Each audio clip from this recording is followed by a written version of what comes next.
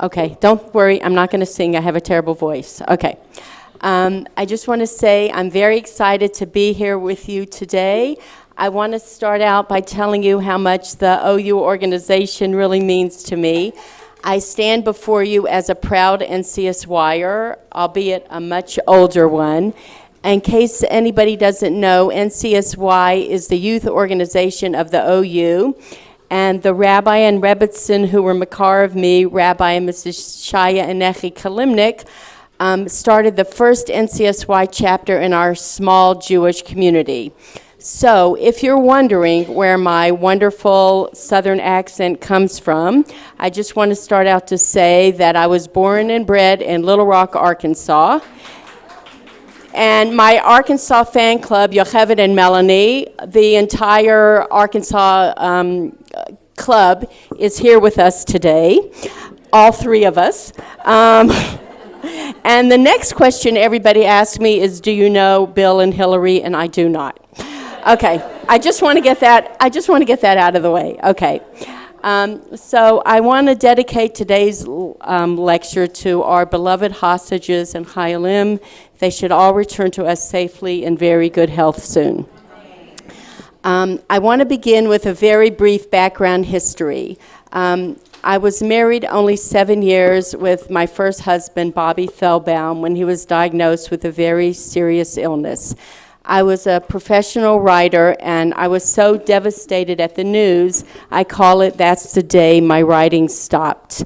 At the time, I had 3 children, ages 2, 3.5, and 5, and I was 6 months pregnant at the time.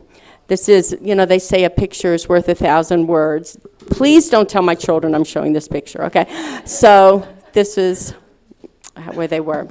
And so for 2 years, I took care of Bobby, a young family in Baltimore, Maryland. And when he passed away, I sat Shiva with my family in Israel. So I just want to say that I'm sure that everybody has had a moment in life where somebody has said to you that was a springboard for you to take some kind of action. And that happened to me when I was sitting Shiva for Bobby. There was a room full of people, and someone asked me the following question: "Are you sure you got Bobby a good doctor?" And without a second's hesitation, I said yes. So that question, did you get him a good doctor, it so profoundly affected me. And that very night, after everybody left the Shiva house, I started writing in my journal again, and I found that I just could not stop. All the feelings that had happened to me over the past few years just came pouring out. And even after Shiva and Shloshim, my personal journal became my companion at night in the endless, lonely hours when I put my children to sleep. My mother grew up in the Depression, and she had a very difficult childhood, yet she was an eternal optimist. And she always told me, if life hands you lemons, then make lemonade. And I honestly think that today, that's the reason why pink lemonade is really my drink of choice. I took my mother's words to heart, and I decided to focus on all the good that was happening around me in my time of grief. I began writing down the carpools people did for meal, or the meals they sent over, or the Shabbos Yontif invitations we got, or the errands people did. I also began writing down the questions people asked me. Some were appropriate and some definitely not. And the advice giving. It seemed everyone was an expert on how a single mother should raise her children. Again, some of the advice was just intrusive, but really the majority came from people who really cared about the well-being of me and my children. With the encouragement of my family and my friends, I used my journal as a guide to write 2 books on how to truly help family members or members going through a medical crisis or the death of a loved one. If there's anything I can do was published by Feldheim, and What Can I Say, What Can I Do was published by Simon & Schuster. The best part of all of this was I got to speak about my book on all different topics, and I met such amazing women all around the United States, Canada, Israel, and even England and South Africa. My books and my speeches are filled with interesting advice and inspiring stories I've gleaned through the years. And one thing I learned is that women really want to know how to help others in their time of need. And I thank everyone who is here today. And I always tell my audience, just take one idea that I'm giving you today and run with it. There's a famous expression when you're going through something difficult in life, just to roll with the punches. I certainly did not do that when I was a young widow. I kicked, I punched, and I cried, but I did not roll. But you never know in life where Hashem is going to lead us. And I feel we all must be open to change. And I'm so grateful that I finally let Hashem lead me in the way hopefully He wanted me to go. But it wasn't an easy process. For example, never in my wildest imagination did I ever dream I would write a book giving advice on how to make a proper hospital visit or a meaningful Shiva called. Believe it or not, my writing always centered around true-to-life humorous stories. But it came a time I just needed to sit back and listen and say, what does Hashem want from me? Can I really step so far out of my comfort zone and write about issues I've never written about before? And will my serious articles have as much effect on people as my humorous ones? Everyone's life comes to different crossroads, and we have big decisions to make. And I just want to say to stop for a moment and truly listen to what your neshama says inside. You can find the strength so many times to do what you thought you couldn't do. Give yourself credit. Go with your gut feeling. Learn to trust your decisions, and never, ever be afraid to ask for guidance for somebody you truly respect. I just want to make a comment now that somebody that I truly respect, who I walked in her footsteps, was somebody here, Miriam Robbins Glenn. Where are you, Miriam? She's here somewhere. Hi. And she always said, smile and the world smiles with you, and cry and you cry alone. And those were the best words, thank you, Miriam, anybody could have ever given to me. And to this day, that's what I try to do. But I remember the saddest day in my life, Bobby's Patira, and I was watching the limousine leave for Har HaZeitzim. And I remember making a silent, conscientious decision. No matter what happens, I'm going to make a happy home for my children. And I wasn't sure how I was going to do that, but I was determined to try. And I was not going to let the grief suck all the joy out of the life of mine and my children. And that's why these 3 weeks are extremely difficult for me, because being an optimistic person who fought to make a happy home for my children, there were many difficult obstacles, and it wasn't easy. And it was very hard to put myself in a mindset to intentionally make myself sad. These 3 weeks, just not listening to music is hard enough. And I thought I would also give up ice cream, but these 3 weeks, but I said, Hashem doesn't want me to be that sad. We all have a different DNA makeup. Hashem didn't create us a cookie cutter human beings.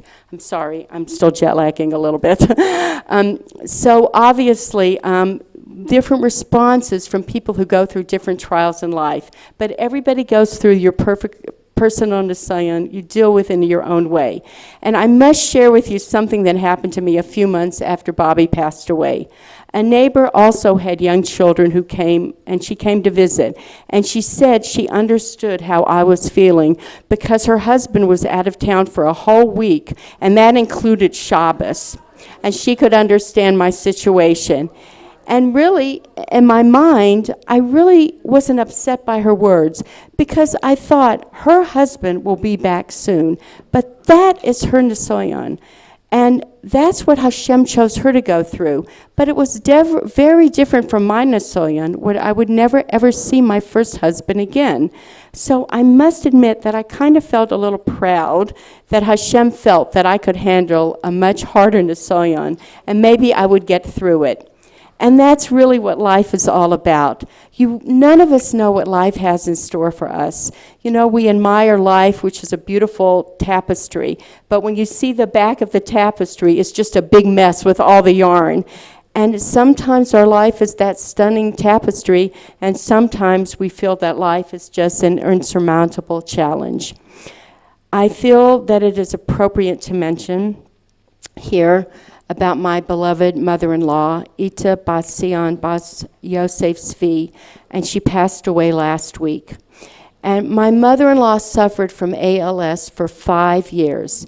This terrible disease robbed her of her ability to speak, to eat, any movement of her limbs. But Baruch Hashem, she was surrounded by her loving family all the time, and especially my incredible sister-in-law, Dushi, was her main caregiver.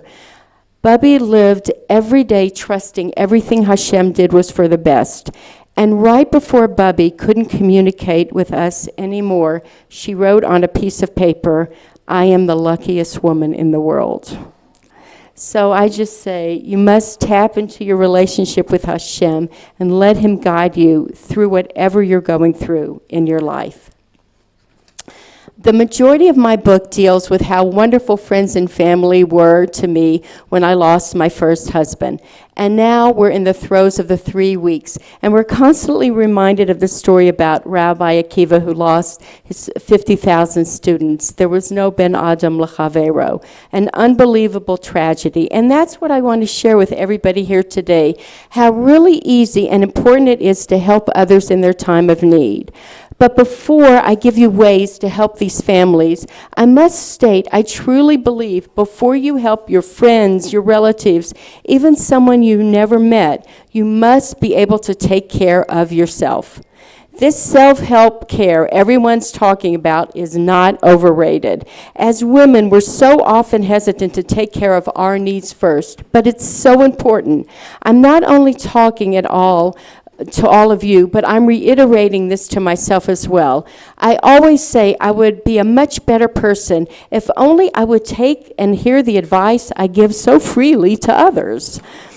But the way to truly be helpful to the other individuals is knowing your limits, emotionally and physically, and what you can give other people. Otherwise, your help just comes by rote, and there's no feeling behind it. And let me tell you from personal experience, I definitely felt when we were just another checklist of somebody's chesed list, or when somebody truly cared about me. Now I want to touch upon 3 specific categories of how supportive families or individuals need, and I categorize them in these 3 ways: thinking outside of the box, your field of expertise, and helping someone that you're naturally talented at.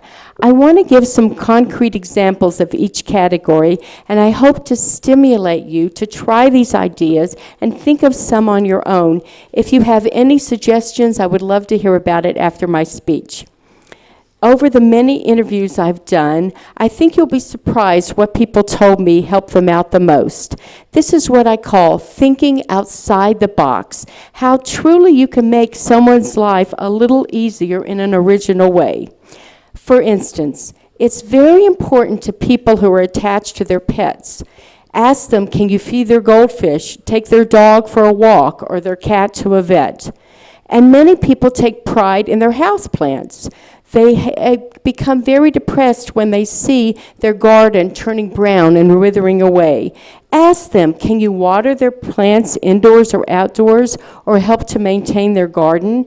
And for teenage girls, help out with the young children, serving supper, helping with homework, getting ready for bed. In our house, we had girls who came in Baltimore, and we called them the helpers. And they came 3 days a week to help. And the day they didn't come, my kids would go, "Mommy, you're so boring. Can you please call the helpers?" Made me feel so good. Anyway, but the teenage girls that can come, you have no idea just that hour when you're like a single parent, to just let us take care of some bills or maybe go for an errand or just clean up after dinner. So if you have teenage girls, tell them how much we really appreciate it. I'm not letting the boys get away with this either. Teenage boys. They can mow the lawn. They can shovel snow. They can even bring Pesach dishes from the basement or the attic. One of the nicest thing a teenager in my neighborhood ever did for me is he came and he made a snowman and a snow hut for my boys. Believe me, I had no idea how to do that. I did not want to be out in the snow for 3 hours, and this was greatly, greatly appreciated. I know there's not much snow in Israel, but you can share this with your people from America or wherever there's snow. Right? You always hear about the meal trains. We're always signing up for meal trains to help with dinner or Shabbos meals. But just recently, I heard about neighbors who took it upon themselves to help a certain family by making specific school lunches for their children. And the mother told me that helping make those lunches was much more helpful than making dinner. And we should always remember that women and men cringe when they think they're a burden to others. When you see that people are not going out of their way to help, but include us in your plans. Say, I'm going to the library, I'm going to the bank, I'm going to the post office. Is there somewhere we can get for you? It makes us so appreciative and much more accepting of your offer. And we always speak about the women, but I must put in a plug here how grateful the single male parents are. 3 examples men I interviewed told me was this. A man with young daughters said it meant the world to him when women or teenagers would call and offer to go clothes shopping with his daughters. He said he wasn't allowed in the girls' dressing room, and they were too old to go in the men's dressing room. And he especially appreciated this around the Yom Tovim and Shabbos. Another man mentioned it took a tremendous burden off of him when the neighbors did a rotational system on Shabbos to watch their children so he could go to shul. And still another father mentioned that his nieces come every Erev Shabbos to make fancy hairdos for his young daughter. And he said his daughters felt like $1 million knowing they have a nice hairstyle like their friends. So you have no idea how much these simple acts of kindness and take such a burden off of single parents, and it adds such joy to our home. Now I want to speak about offering skills you're naturally talented at and share a few examples how friends personally help me. I have absolutely no interest in knowing how a car works. I know where the steering wheel is, I know how to turn the ignition on, and I know which pedal to use for gas and which is the brake. I could not care less how it works. I have a cousin of my husband, and he's like a car encyclopedia. Every week I would notice that the hood was up in his car and his head was in it for like 2 hours. I have no idea what he was looking at, absolutely no idea.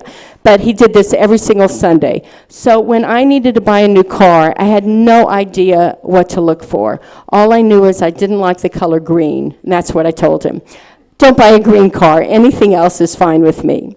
So he went with me to 4 different car dealerships, and he did all the talking, and he helped me pick out a car within my right budget.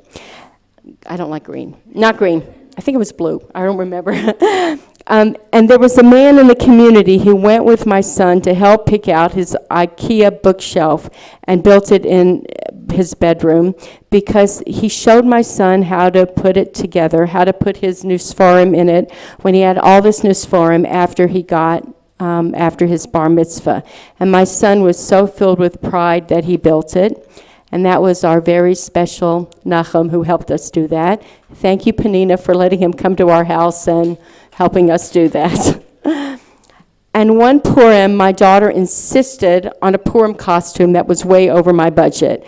Actually, in those days, everything was way over my budget. And I literally can barely thread a needle. When it comes to sewing, I was no help to her at all.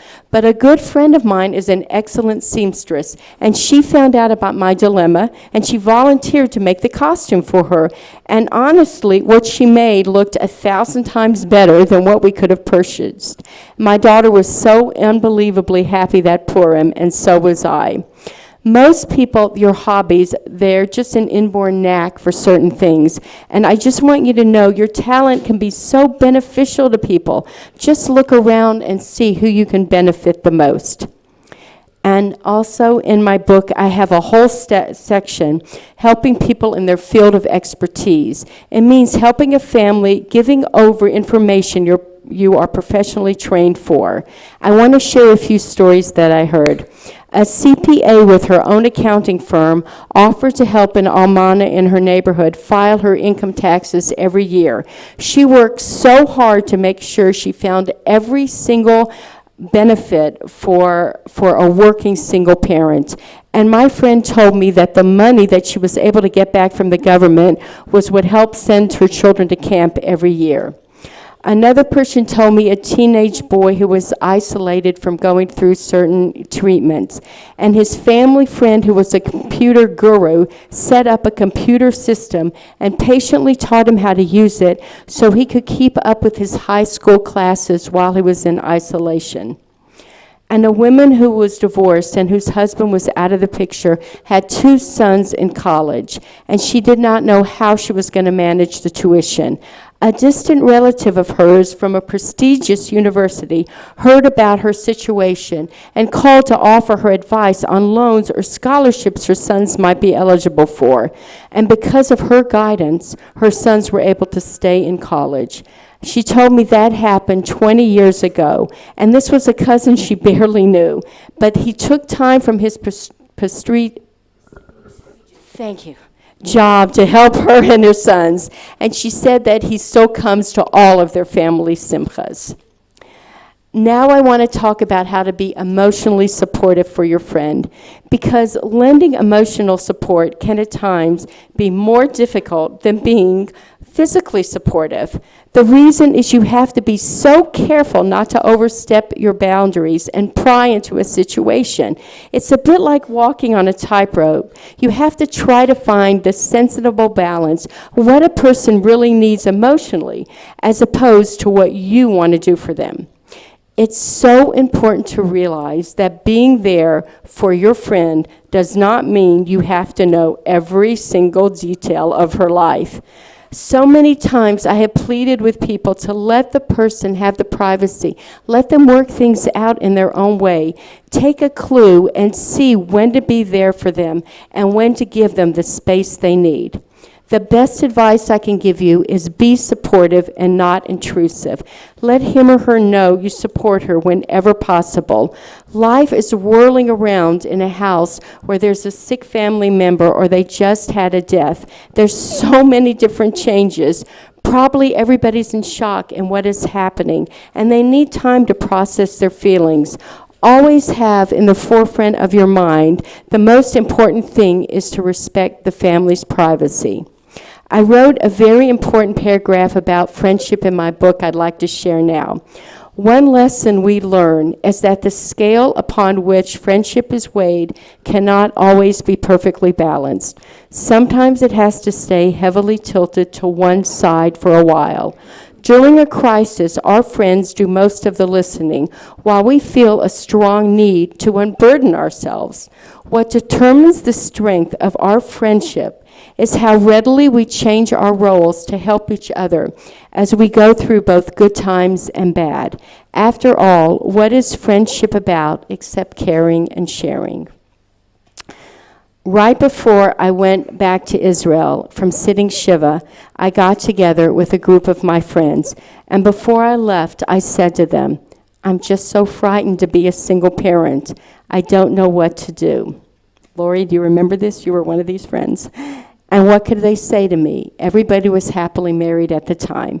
They embraced me in a group hug, and they stood together quietly for a while. And I want you to know that that hug, those emotions from those friends, that love and support got me through many a rough time. So I can say I really don't know how I would have gotten through my husband's illness if my friends were not there for me. I'm not even talking about the errands or the carpools or the Shabbos meals, but holding my hand, listening to me express my fears, letting me know that no matter whatever happens, they're with me for the long haul. Even knowing I was not able to contribute anything to our friendship at this time, they realized this is what it means, standing by a friend going through a particularly difficult situation. These physical and emotional ways to be supportive of a family or a friend is so important. Reaching out, a little extra kindness to someone. It's our protective shield to show Hashem that we have Rahmanas for your people. This next story is a prime example of that. I sent my young son once Motzei Shabbos to a learning program. I didn't really look at the program until he already left. And to my horror, I realized it was a father-son learning program, and I had not made any arrangements for my son to learn with somebody.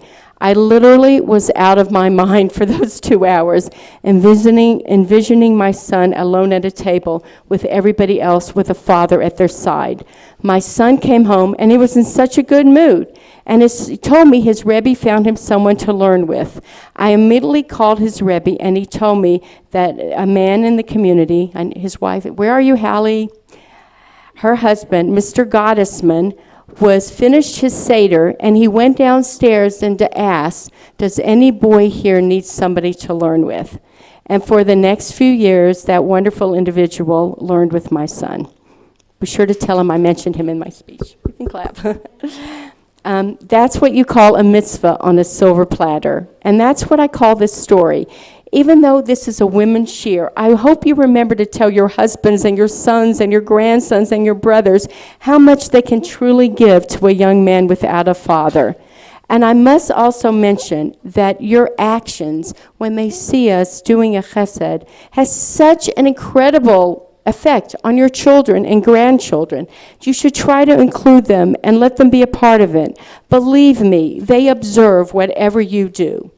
This is a true story that is completely unrelated to this topic, but emphasizes the last statement about how kids watch your every move. For whatever reason, one of my sons didn't go to kindergarten one morning. And I think he had a doctor's appointment, and I took him with me, grocery shopping, library cleaners. And before we went home, he went to the Weight Watchers meeting with me. And he was absorbed in his library book throughout the whole meeting. And a few days later, right in the smack of Shabbos lunch, he piped up, "Hey, Mommy, how many Weight Watchers points for a piece of challah?" So please trust me when I tell you that children and even teenagers definitely observe your every word and action, even though you don't think they are. Most people are hesitant to be around someone when your status changes. If you've lost a job, if you're widowed, if you're divorced, a family member is incarcerated, you have to realize that even though the situation in life changes and we're going through a major life adjustment, deep down we're still the same people you knew before, and you should never forget that. It just takes one kind neighbor, one sensitive friend, one special coworker, one caring relative to diffuse an uncomfortable situation. I can never forget one Shabbos a few months after my first husband passed away. I was walking down the street with a few of my young children in tow. And people saw us, they smiled and waved, and they just turned their backs and went back to their houses. I literally wanted the ground to come and swallow me up. I felt so uncomfortable, and I was so grateful that my children were young and they didn't realize what was going on. All of a sudden, an acquaintance, Suri Goldman, opened her front door, came barreling down the slope to the front yard to greet me. She gave me such a big hug, and I just felt the tension float away from my body. And then the other neighbors came out of their homes to greet us too.